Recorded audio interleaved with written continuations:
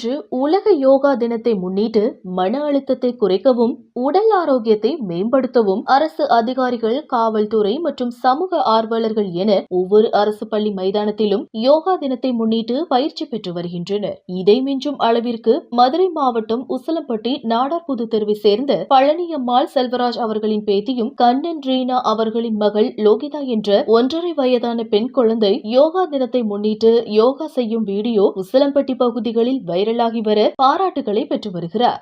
யோகா தினத்தை முன்னிட்டு பெரியோர்களே யோகா செய்வதை புறக்கணித்து வந்தாலும் இந்த சிறுமி யோகா செய்வதில் ஆர்வம் காட்டி வருவது பொதுமக்களிடையே பெரும் வரவேற்பினை பெற்றுள்ளது. உசிலம்பட்டியில் இருந்து ரிப்போர்ட்டர் சங்கர்நாத்.